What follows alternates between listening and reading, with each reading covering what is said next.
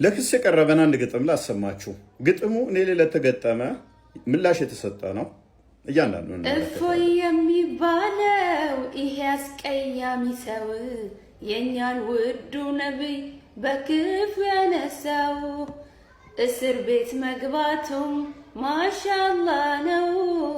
ላኪን ሚሻለው ምላሱን መቁረጥ ነው። ዋህደሁ ላ ሸሪከ ለሁ ላኪን ሚሻለው ምላሱን መቁረጥ ነው። ዋህደሁ ላ ሸሪከ ለሁ እፎይ የተባለው የነቢያችን ተሳዳቢ ምላሱ ረጅም ነው፣ ሰውነቱ ቀጭን ነው። ኢንሻአላህ መሞቱም ቅርብ ነው። ኑጋሃ ቀይ ወልቀቃዚ ኑጋሃ ቀይ ደርገጌዚ ኡቶኑ ትጅሩ አዱዌ ወንፌተ ዱበቴ አቀም ነጋዳንቴዚ ፈለጉት አሉ ሊገድሉ ሊገዳድሉ መጽሐፍ ገልጦ ያቃታቸው ሁሉ ከነብዩ የተማሩትን የመግደል ዘመቻ በስጋ ተገለጡ ፈርተው አንዱን ብቻ ብሎ እየተጣራ አሳዩና አስረዱ። ትክክል አይደለም የኢስላም መንገዱ። ገድላችሁ ከጸደቃችሁ ሞተን እንጸድቃለን። ሁሉም ክርስቲያን እፎይ ነው ሁልጊዜም ቢሆናል። እንግዲህ ግጥሙን እንደሰማችኋቸው ነው።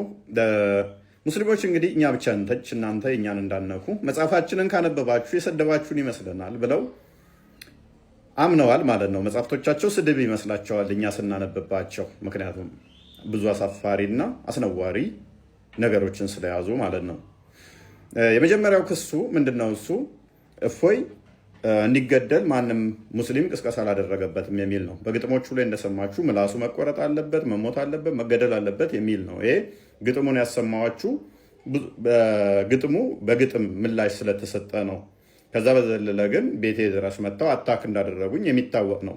ግን ፍርድ ቤት ላይ ውሸት ነው። ቤቱ ላይ አታክ ያደረጉኝንም ክደዋል። እንደገና ደግሞ ምንም አይነት እፎይ ይገደል አልተባለም የሚል አይነት ክስ ነው ያቀረቡበት ልጁ ላይ ማለት ነው። ውሸት ነው በግጥሙ የተመለሰው ላይ ማለት ነው፣ ሊገሉት የሚለውን። ሌላኛው ምንድነው? እሱ መሀይም ወይንም ደግሞ በግጥም ውስጥ አላዋቂዎች ብሎ ገልጿል የሚል ነው።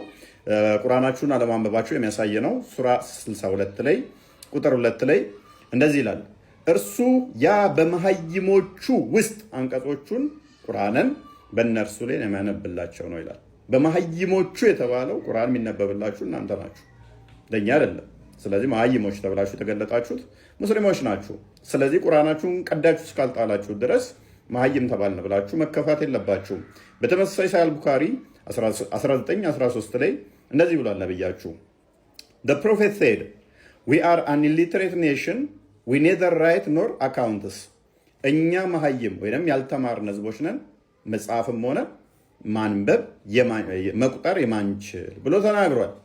ስለዚህ ይህንን ሐዲስና ቁርአናችሁን ቀዳችሁ እስካልጣላችሁ ድረስ መሀይም ተብሏል። በግጥም ውስጥ መሀይም የምትል ቃል አለች ብሎ ለክስ ማቅረብ በጣም አሳፋሪ፣ አስነዋሪ እንዲሁም የሚያስተዛዝብ ነው። ሌላኛው ምንድነው? እሱ የመግደል ዘመቻ የሚል ነው። የመግደል ዘመቻውን ከነቢያችሁ የተማሩት የሚል ነው። ቁርአናችሁ ላይ ስላለ ሱራ አንፈል ወይንም ደግሞ የጦር ዘረፋ ምዕራፍ ላይ 39ኛው አያ ላይ እንደዚህ ይላል፣ ሁከት እስከማትገኝ ሃይማኖትም ሁሉ ለአላህ ብቻ እስከሚሆን ድረስ ተጋደሏቸው።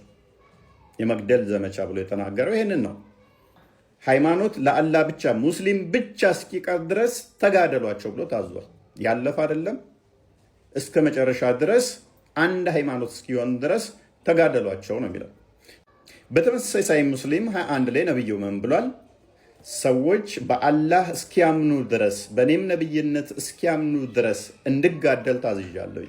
ካላመኑ ህይወታቸውም ንብረታቸውም አይጠበቅም ብሏል። ብትሞቱ ደመ ከልብ ነው የምትሆኑት፣ ትገደላላችሁ። በምን? በሙሐመድ ነብይነትና በአላህ እስካላመናችሁ ድረስ ብሏል። ስለዚህ የመግደል ዘመቻ ያለው ይሄንን ነው። ነብዩ ሽብርን አልደገፈም ወይ? በሚገባ ነብያችሁ እንደዚህ ብሏል። ሳሂህ ሙስሊም 523 ላይ ከሌሎቹ ነቢያቶችን የምንለይበት እኔን ልዩ የሚያደርገኝ አለ I have been helped by terror እኔ ከሌሎቹ ይልቅ የምለየው በምንድን ነው አለ? በሽብር እታገዛለሁ አለ። ስፖይል ሃቭ ቢን ሜድ ሎውፉል ቱ ሚ፣ ዘረፋ ደግሞ ለእኔ ተፈቅዶልኛል አለ። ለሌሎች ነቢያት ያልተሰጠው ለእኔ ብቻ የተሰጠኝ በሽብር እታገዛለሁ፣ የዘረፉትን ንብረት ደግሞ ለእኔ እንዲሆን ተፈቅዶልኛል። ከሌሎቹ የምንለይበት መለያዬ ነው ዝርፊያና ሽብር አለ። ስለዚህ ከነቢያችሁ ይህንን ሽብር አልተማራችሁም? ምን የመግደል ዘመቻውን አልተማራችሁም? ምክንያቱም ሱረቱ አንፈል ወይም ደግሞ የጦር ዘረፋ ምዕራፍ ላይ 60ኛው አያ እንደዚህ ይላል፣ ለእነርሱም ከማናቸውም ኃይልንና ከታጀቡ ፈረሶች የቻላችሁትን ሁሉ በእርሱ የአላህን ጠላትና ጠላታችሁን ሌሎችንም ከእርሱ በቀር ያሉትን የማታውቋቸውን አላህ የሚያውቃቸውን የምታሸብሩበት ስትሆኑ አዘጋጁላቸው። ምን ስትሆኑ? የምታሸብሩበት ስትሆኑ አዘጋጁላቸው ይላል እኮ። ስለዚህ በሽብር እታገዛለሁ አለ። ከሱ ተምራችኋል አለ። እሱ ደግሞ ምን አላችሁ? የምታሸብሩበት ወደፊት ገና ጠላት ካላችሁ የምታውቋቸው ለማታውቋቸውም የምታሸብሩበትን መሳሪያና ፈረስ አዘጋጁላችሁ ያላችሁ ቁርአኑ ነው። ጥያቄን ስለፈሩ ወይም ደግሞ መወየት አልፈለጉም የሚል ስንኝ ውስጥ ከተሃል ውጪዝ ደፍረው እንደማይወያዩ ተናግረሃል ነው። ይህን ደግሞ ነቢያችሁም እኮ አድርጎታል።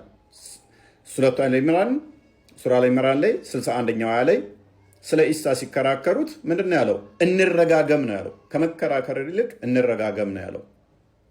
የካፍ ምዕራፍ ደግሞ 22ኛው አያ ላይ ከመጽሐፉ ሰዎች ጋር እንዳይከራከር እንደታዘዘ አድርጎ ነው የተናገረው። አትከራከር ተብያለሁ ነው ያለው። አይ ትክክለኛው ሃይማኖት እስልምና አይደለም ብለህ ተናግረሃል የሚል ስንኝ ውስጥ ወይም ደግሞ እስልምና ስህተት ነው ብለሃል ነው። ይሄ ደግሞ ሱራ 34 ላይ 24ኛው አያ ላይ እንደዚህ ይላል፣ ከሰማያትና ከምድር ዝናብንና ቡቃያን የሚሰጣችሁ ማን ነው በላቸው፣ አላህ ነው። እኛ ልብ በሉ፣ እኛ ወይንም እናንተ በትክክለኛው መንገድ ላይ ወይንም በግልጽ መሳሳት ውስጥ ነን በላቸው ይላል። እኛ ወይንም እናንተ በመሳሳት ውስጥ ወይንም በትክክለኛው መንገድ ላይ በላቸው። ስለዚህ እኛ ደግሞ ምን እንላለን? መጽሐፍ ቅዱሳችን ዮሐንስ ወንጌል ምዕራፍ 14 ቁጥር 6 ላይ ኢየሱስም አለው እኔ መንገድና እውነት ሕይወትም ነኝ፣ በእኔ በቀር ወደ አብ የሚመጣ የለም ይላል። ስለዚህ ትክክለኛው መንገድ ክርስትና ብቻ ነው ብለን ነው የምናምነው። እዛ ጋር ምን ብሏል እስልምናው? እኛ ወይንም እናንተ ትክክለኛ መንገድ አይደላችሁም ተሳስታችኋል ይላል። ስለዚህ እኛ ደግሞ ምን እንላለን? እስልምና ትክክለኛ መንገድ አይደለም፣ ትክክለኛው መንገድ ማን ነው? ክርስቶስ ነው ብለን እናምናለን። ሌላኛው ነቢዩ በህይወት ቢኖር ደግሞ ምን ያደርግ ነበረ? በህይወት ቢኖር አለ ሙስናድ አህመድ 215 ላይ ከአረብ ሰላጤ ሀገራት ላይ ጠራርጌ አስወግዳቸዋለሁ፣ አባረራቸዋለሁ። ቅያማ ቀን እንዲመጣ ደግሞ ሙስሊሞች አይሁዶችን አሳደው ገለው ሲጨርሱ ነው።